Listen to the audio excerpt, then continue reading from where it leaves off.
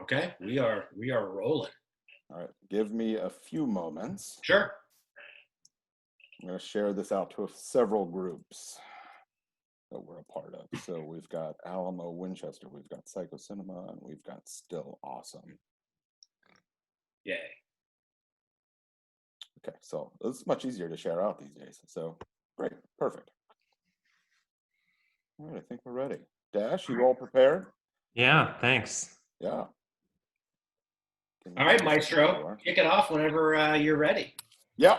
Let me get my notes here so I don't forget his name. Dash Shaw. Good. I'm on top of this. This is happy. Let me grab one more quick thing and then I will. This is Sammy the cat who will be making regular appearances. Oh, Sammy!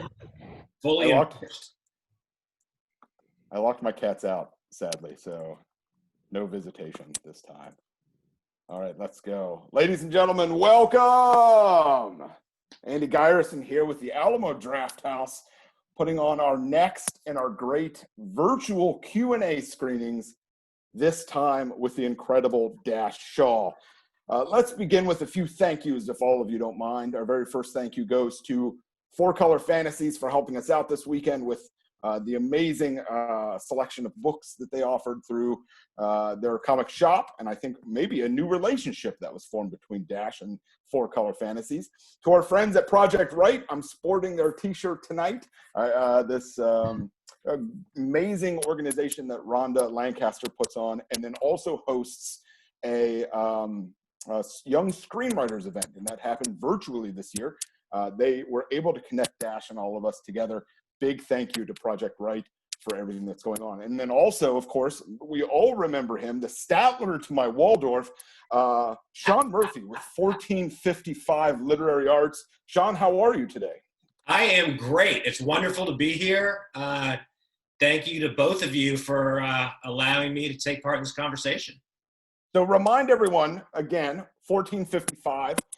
So oftentimes we know the Alamo Draft House, movies, great food, beer, Q&As, 1455.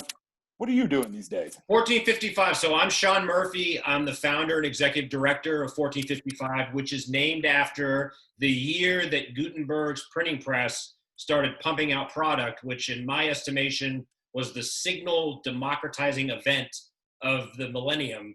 And we are carrying that tradition by building a community of writers. We're doing it virtually through events like this and a lot of other free events, including our annual literary festival. And we are diligently working toward establishing a year-round writers retreat here in Winchester, Virginia. So to check us out and learn more, just visit us online anytime at 1455litarts.org. Fantastic. Thanks, Sean. I'm excited about all of this. We have a new friend joining us tonight. I say new friend because he is the very first Q&A that we hosted live at the Alamo Draft House in 2020. So he wears that crown proudly for the remainder of his life. But we have a cartoonist, animator, director, screenwriter, all-around nice guy, Dash Shaw, joining us. He's a Richmond-based gentleman, drove all the way here to the Shenandoah Valley to come do a Q&A with his movie, My Entire High School, Sinking into the Sea, a film that came out in 2016. We screened it at the Alamo Draft House in 2017, and again this past weekend with an amazing cast of characters, Jason Schwartzman, Lena Dunham, Reggie Watts, Maya Rudolph, Susan Sarandon, Lunch Lady Lorraine, one of my favorites. You want to also check out his work. He's done some animations for 13 Reasons Why, the second season there, music video for Sugar Roast. And I think what I love the most about Dash Shaw's work is the discovery. And I rediscovered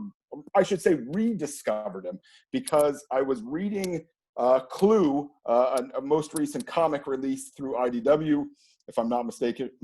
And I was just okay with it. It was a great, great series. But then I stumbled upon Dash's run of that comic, fell in love with it, have gifted it to friends and family. And in fact, I'm so excited to have him here. Maybe we'll even talk a little bit about Clue overall while we're here tonight. Other books that you may be excited about: Doctors, Cosplayers, New School, Body World, Bottomless Belly Button, more than just what's going on the whole antibody right here. But ladies and gentlemen, I'm super excited. Warm round of applause through everyone watching virtually. Ladies and gentlemen, Dash Shaw! Thank you. Thanks so much. That was I an tried to amazing. keep that energy flowing, Dash.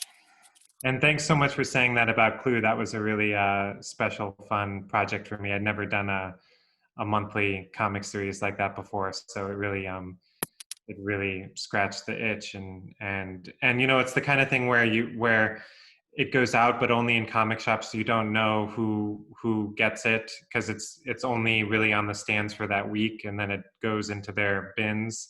So so anyone who was following along for that mystery, you know, thank you. So you had mentioned just a second ago, it itched to scratch.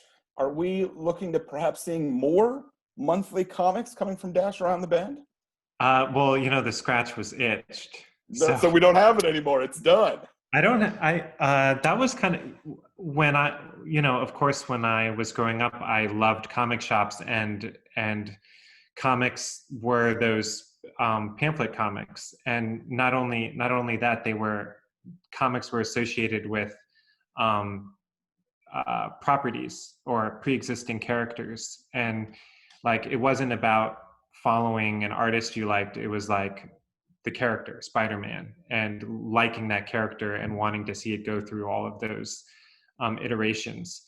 And my favorites were like the goofy side things, like, you know, basically like what a Clue comic would be, where it's like a property, characters that you know, but it's not one of the big ones, but you have a sweet spot for it, and it's kind of idiosyncratic. So that was just a dream job. And then, you know, after I did it, I thought, I don't really have like a Spider-Man story in me, or a Transformers story, or anything. The only other thing that I saw that Hasbro had was Ouija.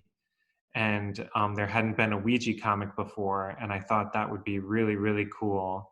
And if I was going to do another kind of, and then Ouija would be kind of like mystery / horror kind of, but I don't. It hasn't happened yet. They didn't give me a clear yes, and they kind of gave me a half no. I think Ouija. I don't know how there hasn't been a Ouija comic yet. Maybe for some reasons I don't understand, but I think the demand is enormous. And I will say that if I went through my workday with half no's and slight yeses, I wouldn't get anything done.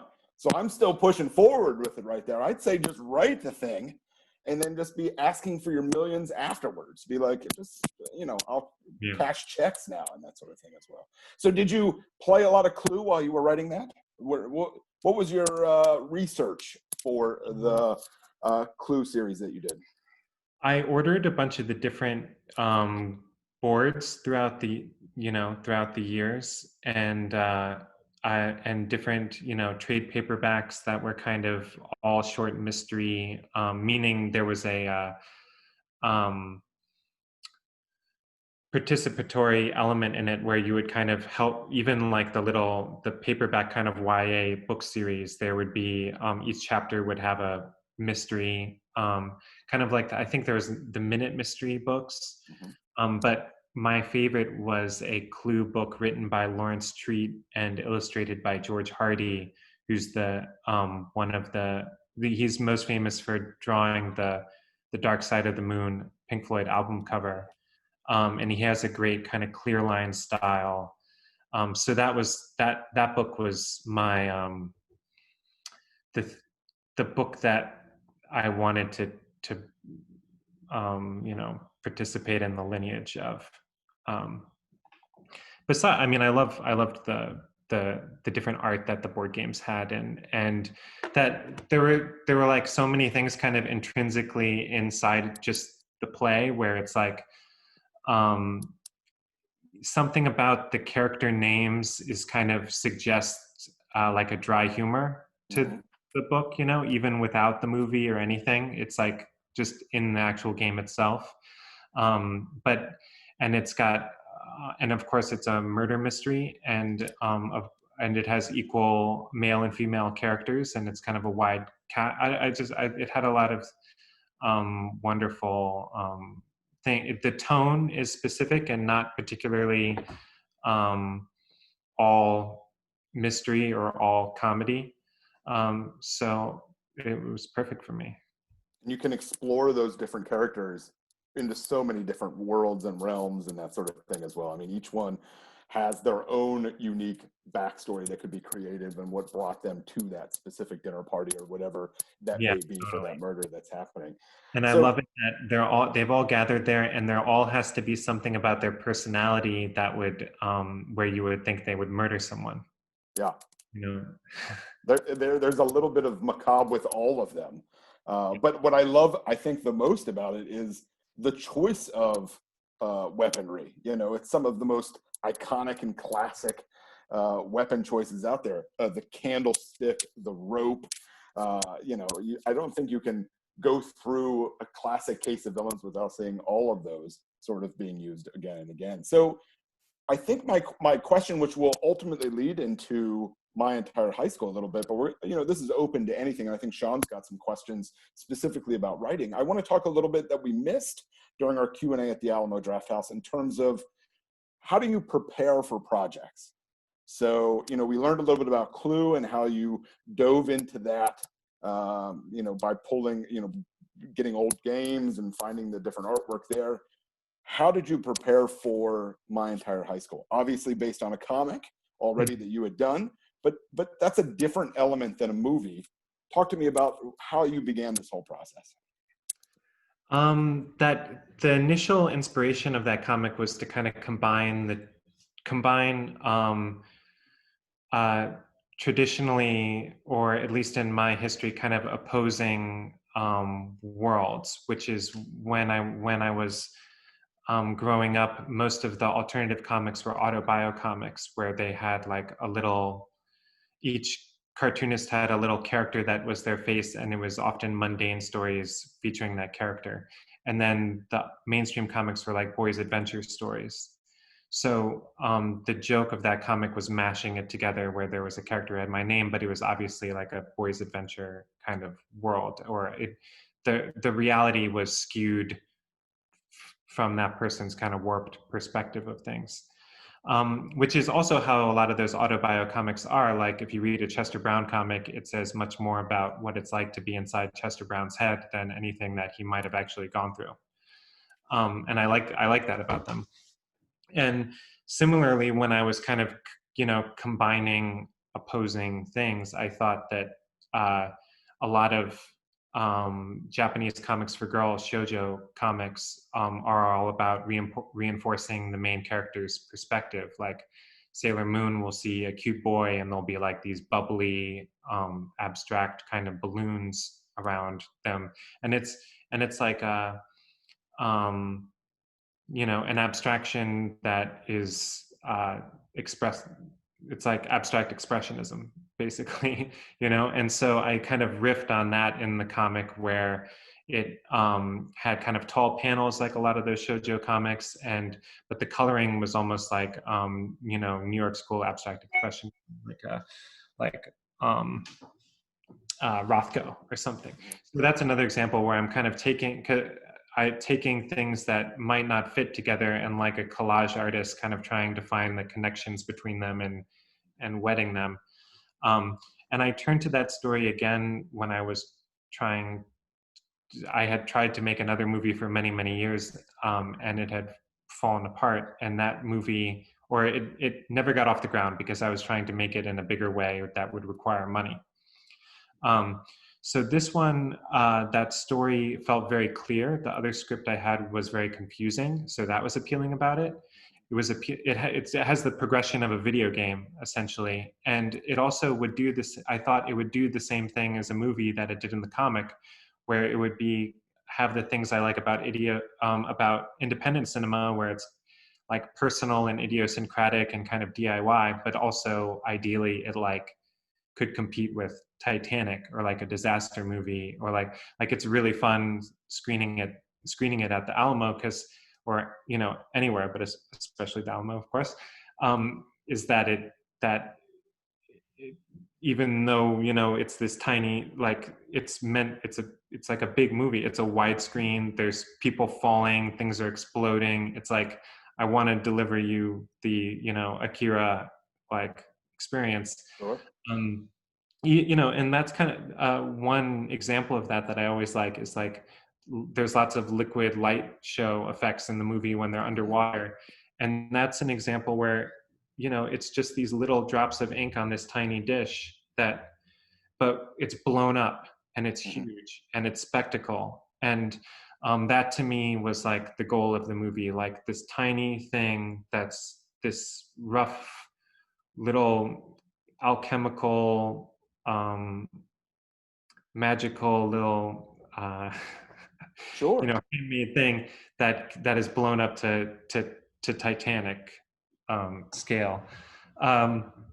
But you know, then trying to turn it into a feature movie was making some kind of structure, and the structure of the story, which was based on a school day. So they move up through the floors, which is you know, freshmen, sophomore, junior, seniors, and then the middle floor has a lunch hall, and because lunches are in the middle of the day. So instead of doing a 3-act structure, I thought I'll just structure it out on a school day. You know, at the end, they're in the gymnasium, so that's where they're most physically tested. Just, yeah. Yeah. So, you know, I think I want to talk a little bit about a lot of those topics we just talked about right there. You know, from the small to the big, I saw that throughout the film, and the sort of philosophies and the meanings, and how you take this one school falling into the sea and how it's relatable across the board.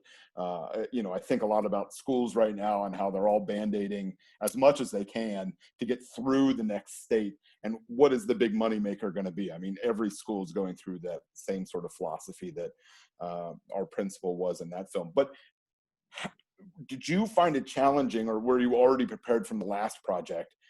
In a comic or in a graphic novel, between the panels, I can make my own decisions. Oh, this has happened.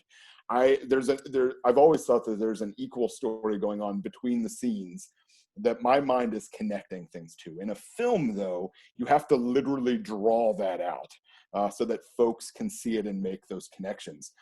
You mentioned, I think, in our Q&A, but I want to go into it, the actual process that you went into. So you said, I'm going to make this into a film.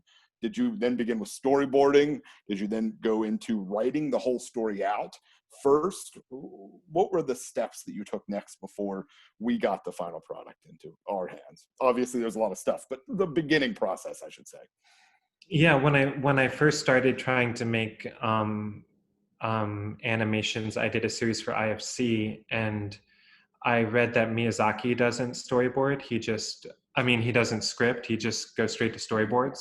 And actually, his team starts executing the movies before he's even finished storyboarding the film, which is insane and incredible. So I thought that makes total sense to me. Then it makes it more visual, and I'll just go straight to storyboards. It'll make more sense. But then I realized that a big part of movies is trying to get other people involved, and that the storyboards are like these funky, weird things that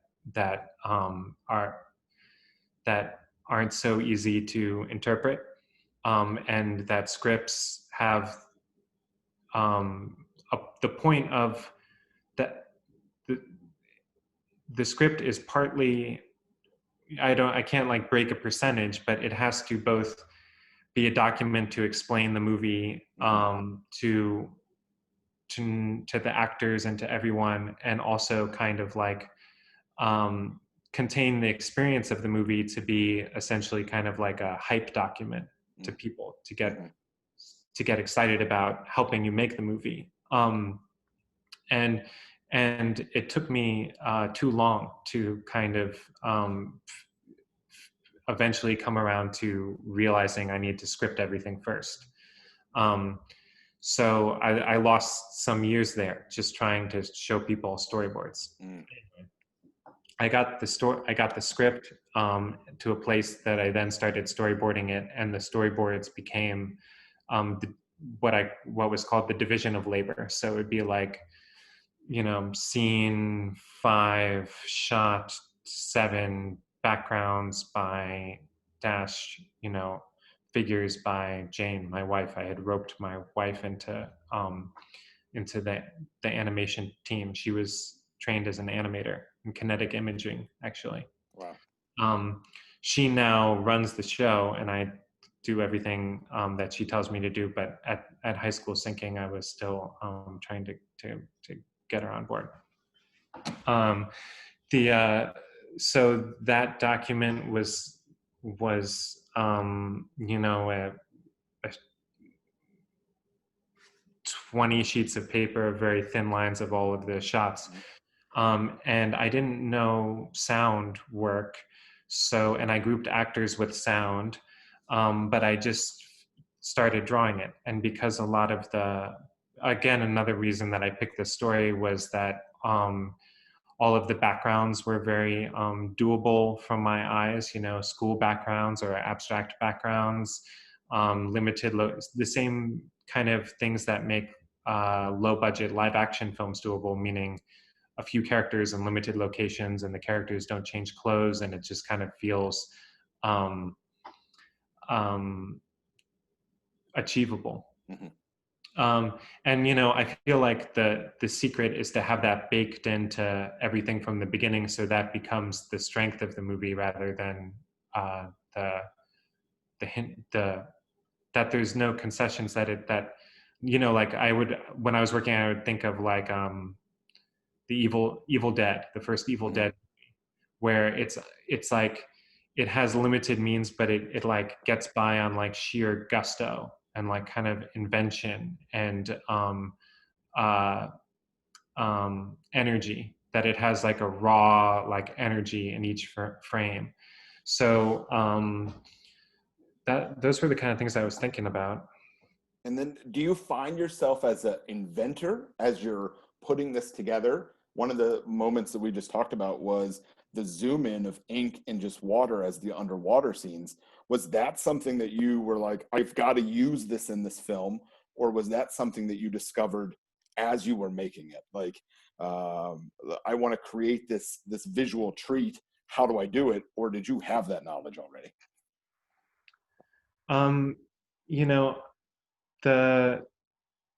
Just like how cartooning has symbols that I've like completely digested through growing up reading comics. I just, the kind of animation that I like, has a language in itself that I know bizarrely well from kind of only watching those kinds of cartoons and never aging into other cartoons. Like my knowledge of animation kind of stops at 1993 or something. Like I don't pay attention to contemporary animation.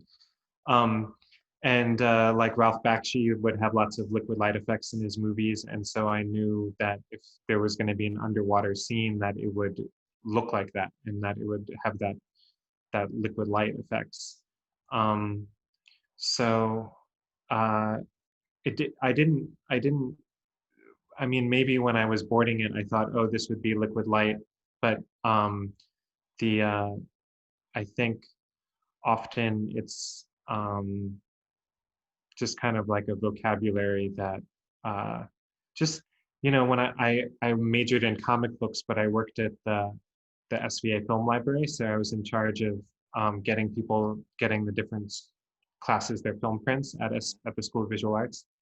So I knew I got an independent film education from that, and I always liked, or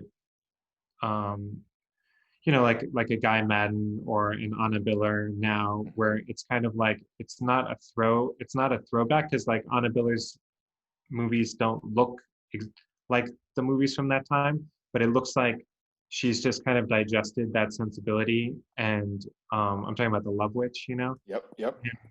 And it isn't trying to be something else. It's just that her sensibility is kind of maybe continuing something that she loves. And similarly, Guy Madden, silent movies don't look like Guy Madden films.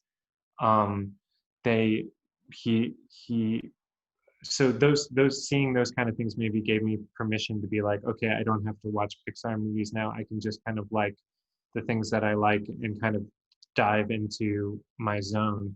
Yeah. Yeah. Well, I will say one of my greatest, and Sean, I'm going to let you take a few questions here, but one of my favorite screenings at the Alamo, we did a 35 of Dracula, Pages from a Virgin's Diary, Guy Madden's film. And nobody was prepared for this sort of silent ballet that we watched up on the big screen. And so I always have this big love. Forbidden Room happens to be another favorite that I love. But I would recommend to you, if you are a fan of Guy Madden, if you haven't seen it yet, Oscilloscope released, or is releasing, I guess I should say, The 20th Century, Matthew Rankin's new film, and I think you would love it. It's about the sort of change of the century in Canada, and he uses a lot of Guy Madden sort of tropes and love, but it's his own individual story. That's it. If I can't get my own like little moment where I can recommend movies to someone, who am I in the world today? But that kind of animation that I like grew out of comics and is very related to comics. So like the first season of Astro Boy, I talk about all the time. It's like you can see that Tezuka kind of took what he knew from comics and applied it to this other medium. So that limited animation kind of language, like just 3000% makes sense to me, and I wouldn't know how to do anything else. It's just maybe unfortunately just kind of my only filmic mode. Well, we hope there's more of it, is what I'd love to say right there. Do you remember the first comic that you were handed? Was it that sort of led you on this path? Was it one that you discovered on your own, or was it one that was recommended by the comic book store that you visited as a youth?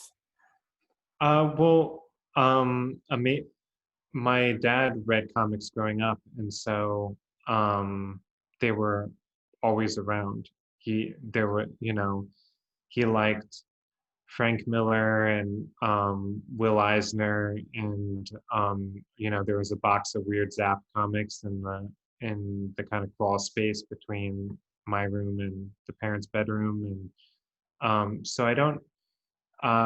They were like, even he'd get Edward Gorey prints on the walls, so it was kind of always there. It's a cool dad, by the way. Supportive of me. That's great. I only mention it because I think Clue was suggested to me by the comic book store. And one of the things that I miss most in life right now is our video stores, because it was so often someone else recommending a movie to me that took me on a path and journey that went further and further. And so, I always love to hear stories of people who discovered something because someone else told them they should watch it versus an algorithm or versus a book suggestion bot or something along those lines. But I've talked too much. Sean Murphy, ask a more intelligent question. Not at all. No, you've hit on so many things I would have asked, not as articulately and passionately as you. But if it's okay, I mean, writers love nothing more than kind of the rabbit hole, the intellectual rabbit hole. And I think so on a large basic level, when I'm talking to authors and writers and directors, it's ultimately about storytelling and breaking down, like, well, how does storytelling work in different mediums? And I think I'm imagining, and when I was watching the film, I can imagine writers that are, novelists, say, thinking, well, we've got to do everything with written words. So we've got to carry all this weight and make these people come to life. And perhaps because that's the world I live in, I look at it the other way and think it's got to be a lot harder to get a coherent, compelling story, but also make it visually attractive. And then you've got to bring in actual voices. So I guess my first question would just be, when you're conceptualizing, whether it's a graphic novel or a film, animated, at what point is the text coming first and then the images follow, or is it vice versa, or is it really a seamless process of it? I'm imagining from your aesthetic that these are all kind of interwoven, like you were clearly born into it. and have this passion and ability. But I'm just fascinated by how does it come together aesthetically, and is it compartmentalized, or is it all a big free flow?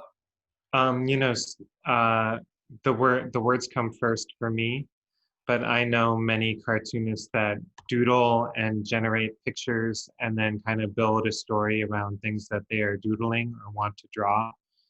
Um, and there are cartoonists like, Chris Ware kind of most famously has kind of developed a language where the kind of writing and the drawing are very harmonized into like a single cartooning form that's incredible. Um, but yeah, I write first and then I think about what it might look like. Um, so that will lead to an aesthetic decisions.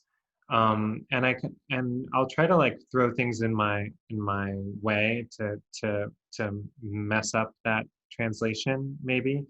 But yeah, it is unusual. I've taught, obviously I've been drawing comics for a long time. I've met a lot of cartoonists or gotten to see that other people do it very differently.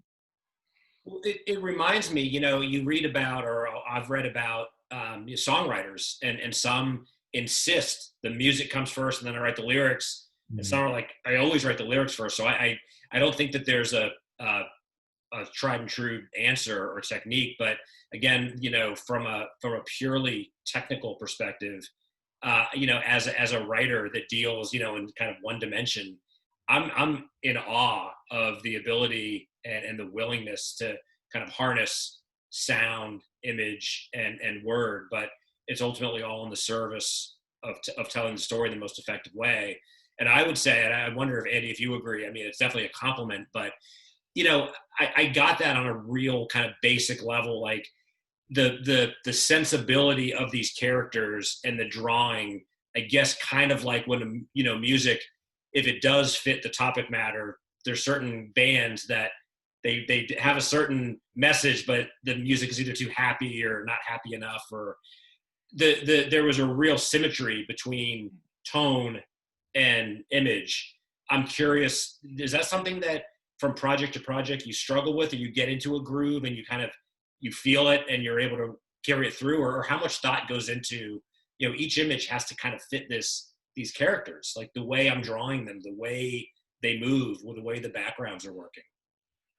Yeah, this is really these are um, formal questions that like when I was kind of thinking about coloring things in a very like abstract expressionist kind of bombastic way that was totally unrelated to naturalism, it would be very loud, and so that kind of led to drawing with a thicker pen so that you could just see what it was, because a thin line against a very bold, weird colors gets lost. So then it's the same reason coloring books are drawn with a thick pen, so that kids can scribble over it and it's still kind of recognizable. So that kind of thick, fat, wobbly line that I had for a while was born out of kind of practically how to still have something legible on top of the kind of colors that I wanted to do, but also had like associations with coloring books or kind of clip art imagery, or kind of all of these things that had their own baggage, like cultural baggage. And so that's great when things a lot, another I yeah, for other times I'll have a story about something that I want to do and drawing it will feel impossible, and then over the years kind of ideas will start connecting of that makes it something I could imagine drawing, because I don't I can't, it's probably obvious to say, but I can't draw however I want. It's completely, I'm left with my hands. But I can change, the size of pen that I use. Like and those I can change the scale that I'm drawing it at. So those things change how the book looks to some extent, but it's not like I could draw like Mobius if I wanted to. It's not. It's like I can't. Um, but I can change the tool and the scale and like X, Y, and Z and kind of arrive at something that makes sense for the story. And so then to add maybe the other layer of complexity, how much clearly having the actual voices takes things to another level, because you are adding these whole other elements and personalities. From the creator's perspective, is it harder to figure out how and who to get to voice those, as opposed to say a comic book or a graphic novel where it's still up to the reader to supply those voices? Like the tone conveys a certain type of person and you kind of hear it in your head, but no two people would hear it the same way. But of course, in this feature, we not only have effective voices, but some very famous names. Talk a little bit about that process, if you would. Sure. I yeah, I part of, again, the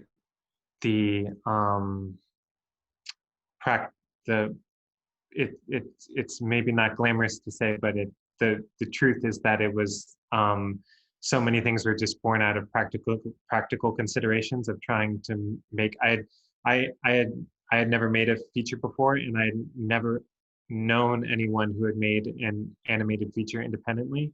Mm-hmm. So it was so even at the script stage, a lot of the motivation was like, can someone do this? I think even live action independent filmmakers don't realize that if you just meet someone who has done it, it kind of makes it feel possible. But having not had that experience with the animation, a lot of the motivation was like, is this possible? So the point is, I wrote it, this is a long way to say, I wrote it assuming I wouldn't get any good actors. So I tried to write things that would kind of make sense if I cast people who were non-actors and had no acting ability. So the script has them continuing to talk about school stuff and writing and wanting to be a writer while the disaster is going on. So I thought that would at least be kind of funny, because there would be a juxtaposition or a dissonance between what the characters are saying and what's happening around them. And I drew them, had a lot of the movie, maybe 80% of the movie done before I went to actors, and I had to get producers before I could get actors, because I knew nothing about recording. So this was when I lived in Brooklyn, and Kyle Martin lived a couple blocks away from me, and he had produced Tiny Furniture starring Lena, and Craig Zobel also lived a few blocks away from me, and he had done a great movie called Compliance, a horror movie. So they were two people that I knew that were about my age, who had figured out how to make movies for no money. So I asked them to help me, and they were the ones who suggested going to Jason and Lena and trying to get a real cast on board, which was totally, surprising and amazing. And then I tried a case I use is that the students write in an overwrought style, and that's part of the joke of the movie. So I knew that Reggie Watts had something in his stand-up that was like that. So I tried to kind of incorporate that into the movie when they're climbing up the bleachers and he's narrating the book.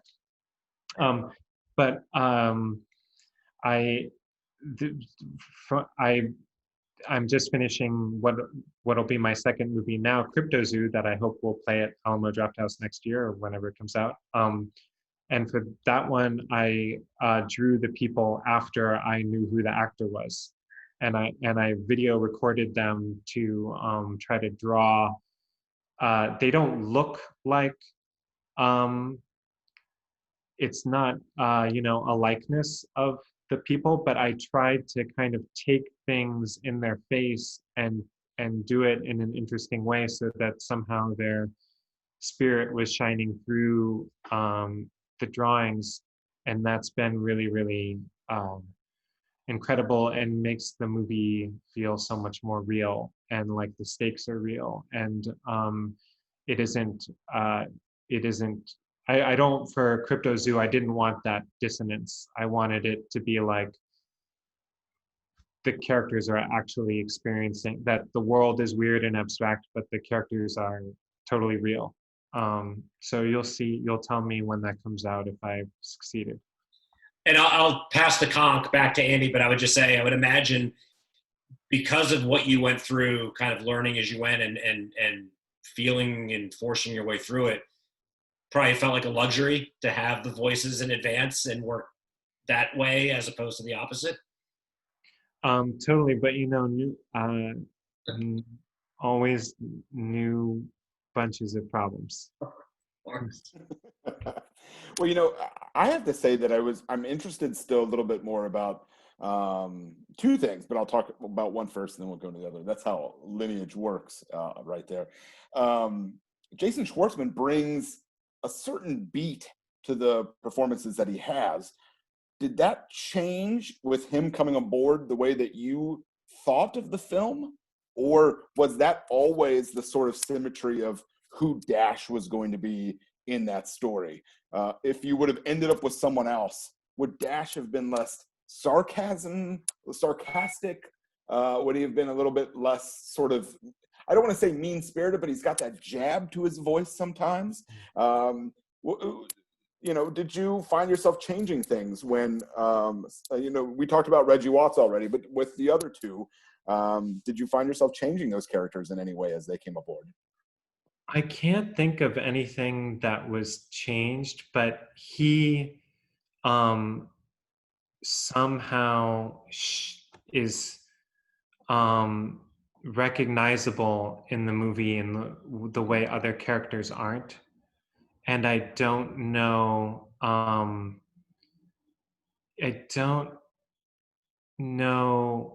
I think, he's played lots of writers in different movies. I think it could be the kind of thing where he's the kind of person who would say yes to this. So it's kind of self-selecting that the sensibility would be aligned. But I would do screenings of the movie as I was working on it, and early on, people would say it felt like a Tim Burton movie, because it has a kind of carnivalesque score, and it's strange looking, and it's kids in danger. And then when the voices came in, it started to feel like a Wes Anderson movie, because they have a laid back kind of something about their voices, and the way they're talking has that kind of dissonance, even though like Anderson I think of as very precise, and this movie's not precise. So I don't know how much of that was in him, in the project, and I don't know. And then obviously some of it had to come into you a little bit, because he's slightly playing Dash within this film. And so was there a moment where the two of you had a conversation about this character and who he was and what was going on in your head and what he was bringing? He knew that it was just a joke, okay, and that he was playing a character. Yeah. But I wonder. I wonder. I guess. I don't. I'm still learning how to communicate, because I also, I didn't go to film school, so I'm learning how to communicate with actors during all of this. So as I'm collaging it together, I'm some of the actors are recorded separately, so they're not opposite. They're not in the same room as the person that is also in that scene, you know, and I'm collaging it in. So often when I'm kind of looking at the scenes coming together, I'm like, is part of this the way it's written? Is part of it that because I favor you know, a kind of people talking past each other a little bit. And I also favor the kind of Charlie Brown Christmas special thing where the voices aren't like I, you know, not to I don't want to but I hate um, loud voice acting. I hate the wow wow wow. I hate that kind of thing that you hear in modern cartoons where the voices are very screaming and up and down and exaggerated. So I don't want that. So I'm kind of like, but then I wonder, am I going too far in where it's flat, and but is it flat because they're not opposite another person? No, I'm trying to figure it out. For Crypto Zoo, I had them in the same room and actually do the scenes and record them, so they're not just at a mic, you know, like, because I don't like when you find like someone voice acting that's like, it's often cartoony to me in a bad way. It's another kind of like abstraction, and they're already in an abstract world. I'd rather it be naturalistic. But if you just have someone naturalistic in a mic and, you know, they don't even know what room they're in or like what's happening in the movie, then it seems flat. So I tried naturalistic with a scene happening with another person, so it kind of feels like you know, a stage setting or like a high school play or something, like not like it's a black room kind of, I don't know, you know, Like a there's a classic radio read and that sort of movie where thing. it's like two people in a black room. It feels like that, but I'm recording them. Well, it worked perfectly. I mean, I think when I talk about my entire high school, I talk about the folks doing the voice work in this film. Like the story itself blew me away, but I think there's a whole new layer added to it from not just Schwartzman and Reggie and the connection that they have, but then where Lena comes in, and then obviously, of course, where Susan Sarandon comes in as the lunch lady Lorraine, and it just flows so well. You know, you just could picture them as the characters that they are. So that was my long-winded way of applauding you for the work that you did right there. But also, you know, working with Reggie and working with Jason, and I think probably a little bit of Lena as well, was most of what you had written into the final film, or did you find them open and interested in doing a bit of ad-libbing to insert some of their jokes that they felt right, or moments that would have felt right? And was there a moment that wasn't scripted but ended up in the film that was created? I tried to, because also, you know, you have them for the time that they'll give you, and the the I try to just record anything and everything and then sort it out later. So there's no like, oh, stop, you're at this scene, because I figure there might be pieces in anything that I can kind of collage into the narrative. Um, so, you know, I would just try, like in high school thinking, I would just try to record Reggie, Watts, and Maya Rudolph in their kind of flirtatious scene. I would just try to record them flirting with each other, you know, for a long time and just see what happens. Um, so I tried to get that in, you know, because another thing often with animation voice recording, they're told not to overstep people's lines, because then it could create a problem. But I said, try to overstep each other. Like, let's try to have something that feels kind of real happening. Um, uh, the the the ad-libbing that I most remember is Reggie Watts. Like, we also got them to play a bunch of different people. Reggie Watts plays like Jason plays, you know, 5 other small characters in the movie. And Reggie plays the news reporter that they hold up a like laptop about what's happening to the school, and it zooms in, and one of the new and they're talking about the school sinking, and the news reporter says something like, this is just another case of the failure of our safety standards to meet a burgeoning economy on the brink of collapse.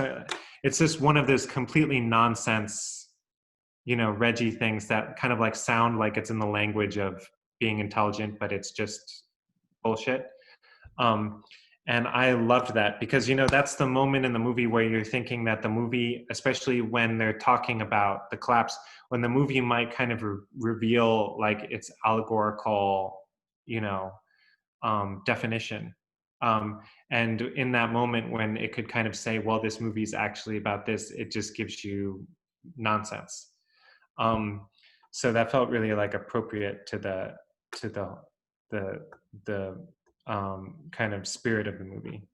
It's funny that you say this, and my mind's going in this weird direction right now, where you've mentioned already in this conversation that naming the main character Dash was a joke, and that this scene that sort of is we were just talking about with Reggie and the newscaster is what I was when I was watching it. I was thinking it's a way of us looking back towards this, and not nonsensical, but that's what this movie's all about. Dash is making a big political statement with this film, or a strong stance, and I kind of appreciate that as I'm working my way through it. And so, as I have suggested this to folks as they've watched this film, obviously everything's open to any sort of interpretation, but it's interesting to hear how your film and what you may think of as little silly moments or moments that didn't work are actually moments where people are sitting down and discussing over and over again, and looking at it as elements to that. I mean, I don't know. I don't really know if I have a question with that, but that's just kind of what was flying through my head through all of that. Can I ask you about your time at Sundance Institute? Because during our Q&A, you mentioned that was how the music came about with this, but how did you get involved in that program, and what else were you there learning about while you were involved with that? Amazingly, I was there in 2010, and I did all of the labs, the directing lab, the screenwriting, I forget, like the producing summit or whatever it's called. I didn't go to, this was with the project that I could never get together. But I met lots of people like Kyle and Lena and Ronnie, who scored the film, and Craig Zobel. And that's kind of where I learned absolutely everything about film that I know, again, because I primarily drew comics. So they had me like directing live action scenes of the animated script that I was working on then, to kind of learn about how to talk to actors and staging things. And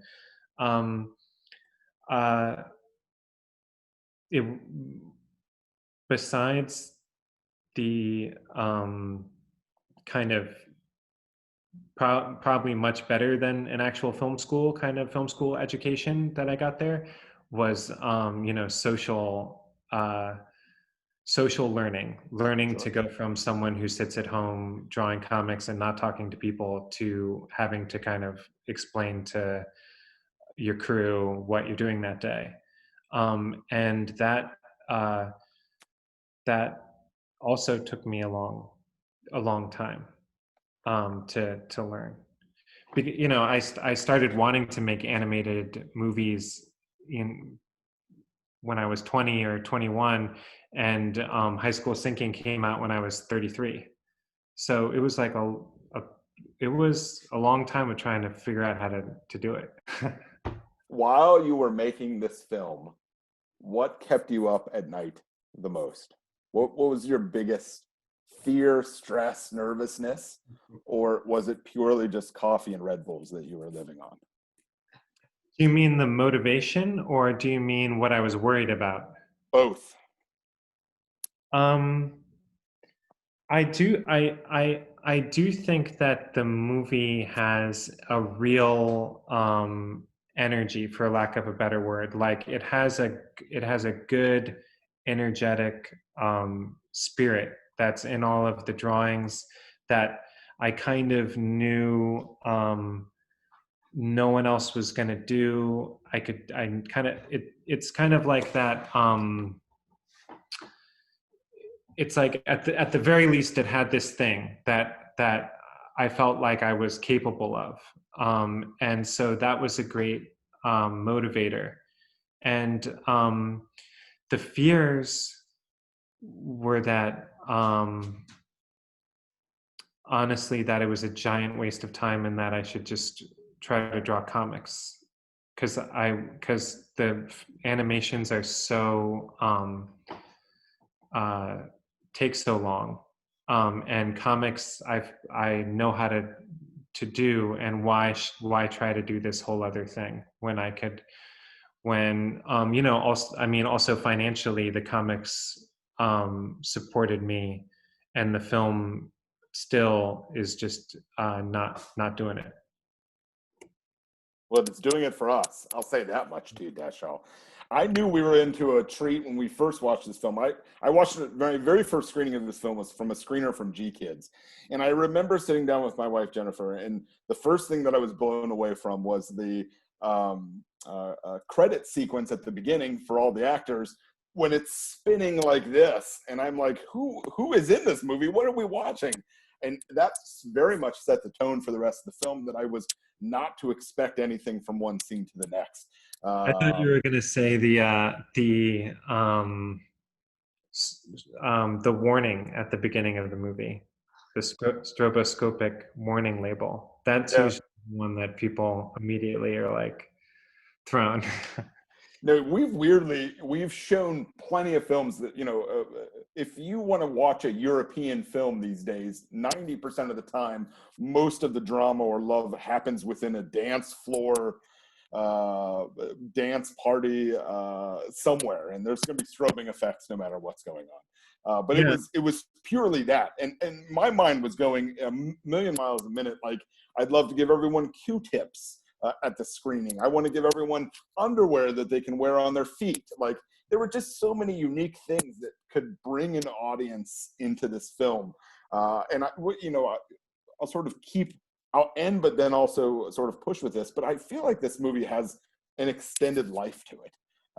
It came out in 16 and 17, and this is the sort of film that I just feel like goes back to what we talked about before with the making sure that people are aware of this, like you having to suggest to someone, watch this film. Like, I know Sean watched it on Netflix, I watched it on the big screen. It's one of these movies that I hope more and more people stumble upon, and then 15 years from now they're like, you've never seen anything this crazy before. And I feel like that's the trajectory it's headed towards. Sean, you can prove me wrong, but that's my thought process. Totally agree. And I feel remiss if we didn't at least make special mention of my favorite, Lorraine. Any project that makes a hero out of the lunch lady, Yes, that alone is worthy of veneration. But on a serious note, I think I agree with everything you said, Andy. But I think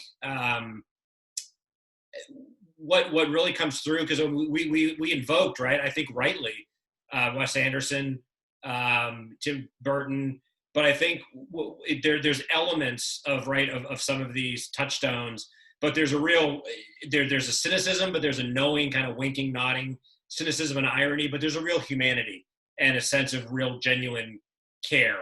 And that alone is never enough to elevate a project, but I think what ties it all together, and the reason, aside from the stunning visual effect, is that there's a real heart at the center of it. And I think that is going to give it staying power. And Andy, I think before we came on, we were kind of talking about, certainly in a time of kind of a pandemic, people are more aware of that. So I think that too will rise and fall in terms of how audiences react to people pulling together in a time of crisis. Yeah, there's tons of times in the movie where characters talk about how horrible and hopeless the world is. And when we would screen it, people would be like, I remember people being like, why are they saying it? Like, what's going on? It made them think that something was going on outside of the the world that like they didn't know about, in the story. And I was like, no, that's just their perspective on things, but that's aged very well into 2020. Absolutely has.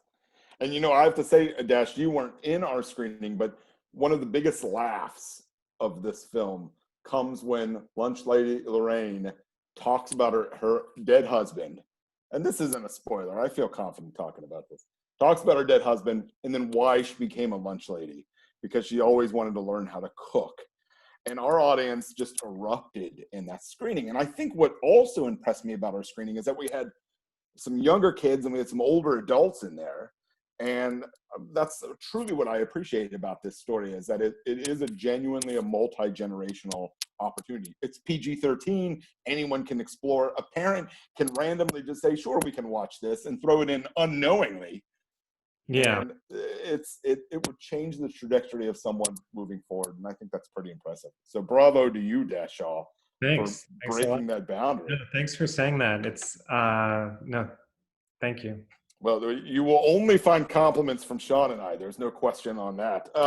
Can we talk a little bit about Crypto Zoo? What's that's done and ready for festivals, or what's going on? And can you give us a little bit of a story with that? What it's about? It's about a zoo that rescues and houses mythological creatures, and I boarded it in 2016, storyboarded it, and so we're just finishing it now and starting to submit to festivals to roll out in 2021.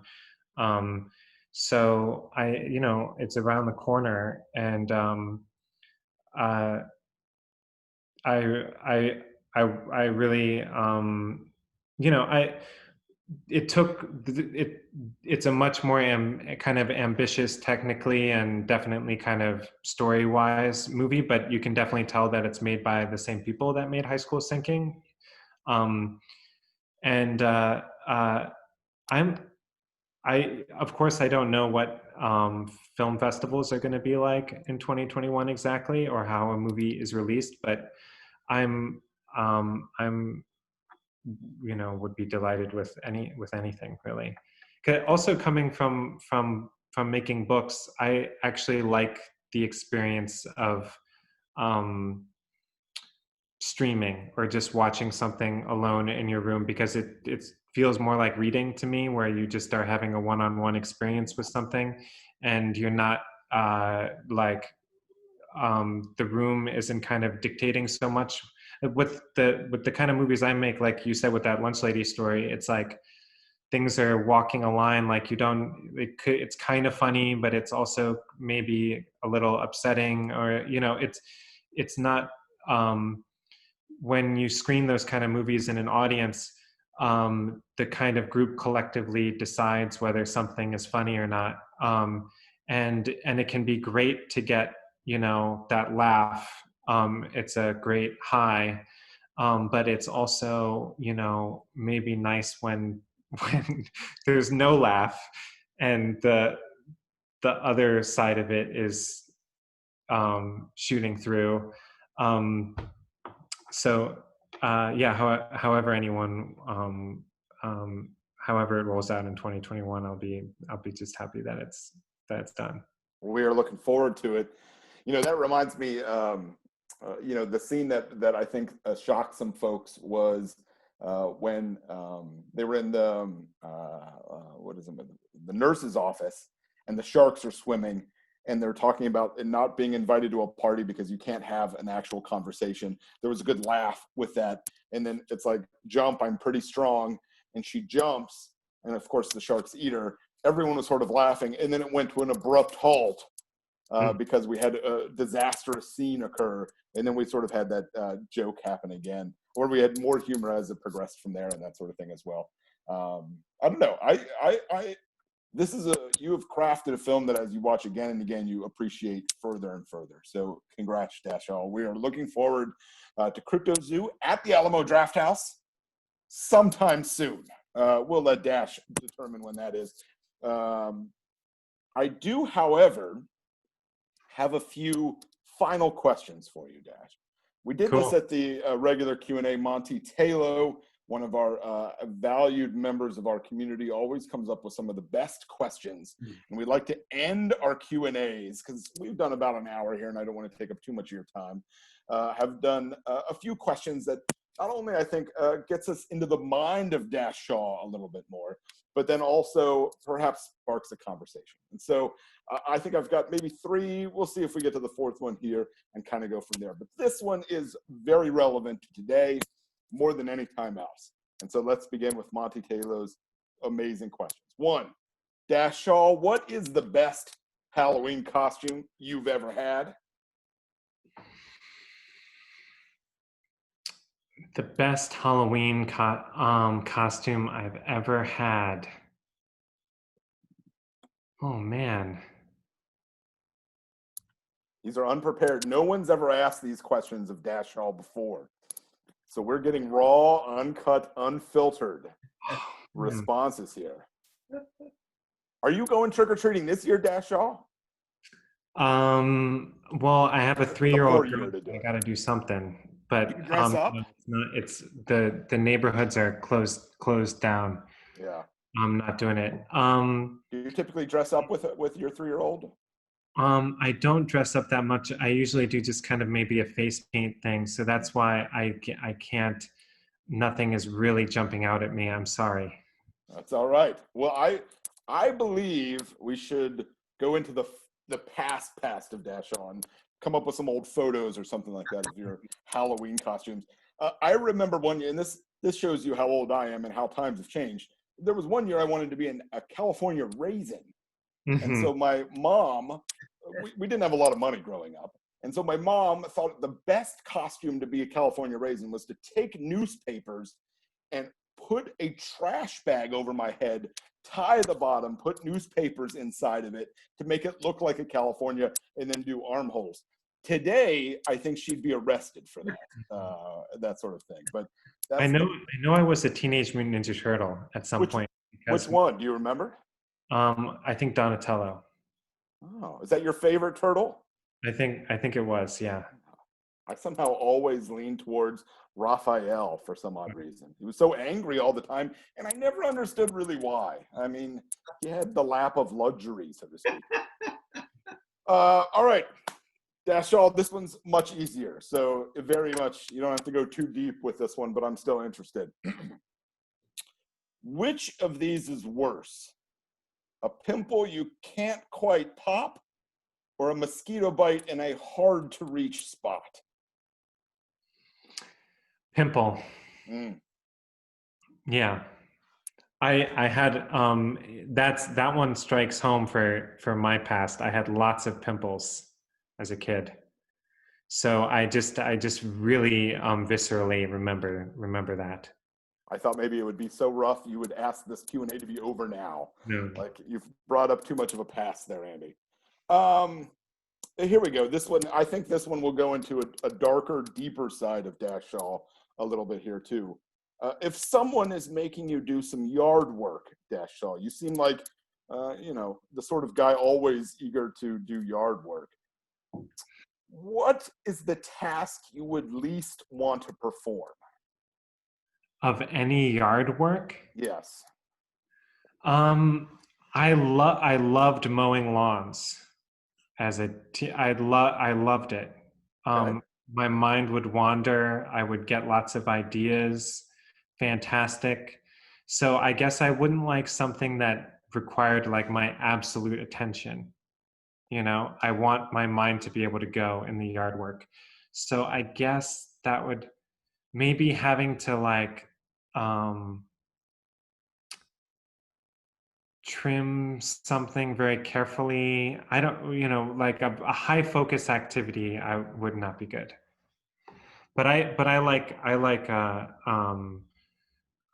any kind of just monotonous, rote, brain off kind of work.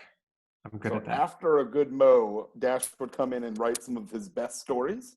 Is Yeah, that sort of the path? How did we totally. not get to that question first right there? That would have been amazing right there. Um, I'll end with this one. There were a lot of other things on here. Monty asked, what is the worst cheese you've ever eaten? What's your favorite boat?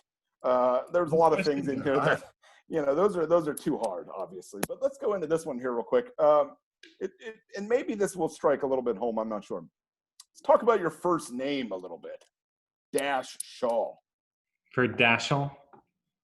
So is there something within your past that always connects your name, or that someone or other people always used to maybe say? Maybe it was a comment, or they would have a nickname for you or something along those lines, that with your name right there, that always irked you or maybe made you feel excited to have the name Dash Shaw. Also, is that a family name? Are you a junior or a third or a No, fifth? it's just that my dad liked Dashiell Hammett. Ah, and did that pass down as well? Are you a Dashiell Hammett fan? Oh, I only read one of them a long time ago. I don't I'm not an expert on him. Which one did you read? Maybe I avoided it for that reason, but the I can I there's nothing I can do about it at this point, There the I d- so, for a long time I didn't like it. I thought it sounded like Flash or like some kind of stupid thing.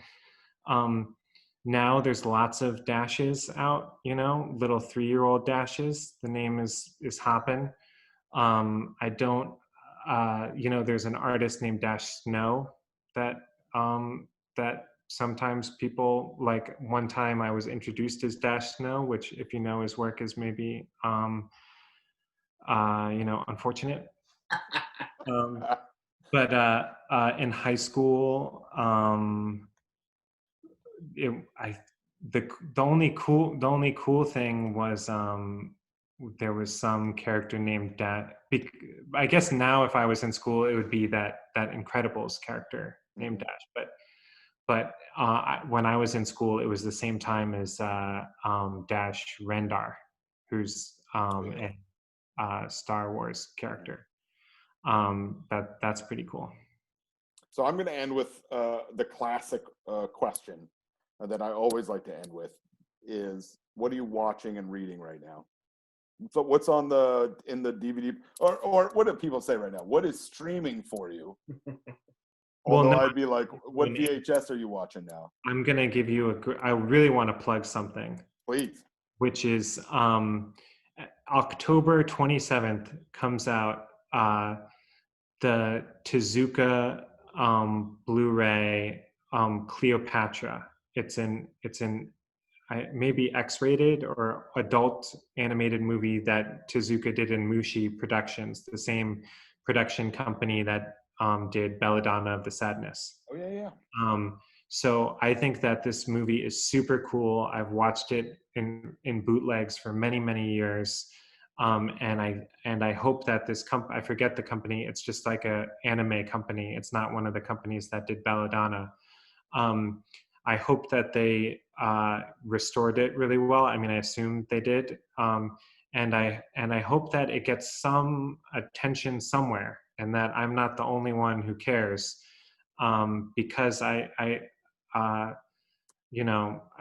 really, really love Tezuka, and the digital manga has been putting out a bunch of his books, and they all kind of disappear. So I think Cleopatra is it's great. I hope everyone buys the Blu-ray. I hope there's an article that's written about it somewhere. And books I'm reading an Natalia Ginsburg book. Um, it's great. I think it's like Happiness as Such. It's a good one. I'm trying to, yeah. Is that, No, is that, that's great. No, I'll take it. In fact, while you were speaking through it, there is a company called Discotech Media And you can find it through discotechmedia.com. Those are the folks releasing Cleopatra. And so I'm eager to sort of see this. Yeah, I don't know if it's having any kind of theatrical, Belladonna had a kind of. It did, yep. Did it play at Alamo? I don't know. It didn't play at our Alamo, but it played at a few other sort of in the bigger city Alamos that played out there and that sort of thing. So I don't know who's got, and what's always so tricky is who has theatrical. You may have the rights to be able to do a Blu-ray or a DVD, but then that's much different from the theatrical side of it. So that's always a little tricky, but I'll always keep my eyes open from there. Are you working on a new book yourself, Dash? Yeah, I have a book coming out also in 2021 called Discipline. And who's releasing that? The New York Review of Comics. Okay. Found at local bookstores or comic book stores, I'm assuming. So keep your eyes open, everyone. Any last thoughts, Sean Murphy? No, I'm really excited about both of these projects coming in 2021, and I think Andy and I can promise we will be very interested in helping promote and celebrate those achievements. So absolutely, definitely keep the dialogue going on that front. Totally. Yeah, so where can people hunt you down? You're on a website, I'm assuming, the internet? Yeah, just myname.net. I have you can see pictures of all the things. And I have an Instagram that I post little collage drawings that I do on it. We'll throw that into the discussion of all of this so that folks can pick up and see what Dash is up to and follow along for Crypto Zoo, as well as the new projects that he's working on. Ladies and gentlemen, super excited. Thank you again, Dash Shaw. Thank you again, Sean Murphy. 1455 Literary Arts assisted us with this project. Big thank you to Four Color Fantasies. And last but not least, a huge thank you to Rhonda with Project Right for making all of this happen. That's a huge thank you right there. And for this incredibly green and neon colored t-shirt, which I love wearing and that sort of thing. Ladies and gentlemen, it has been a true honor. Dash Shaw, thank you. Round of applause, everyone. Bravo. We will see you again at the Alamo Draft House. Thank you. Thanks, guys. Thank you. Thank you. Excellent. Cheers.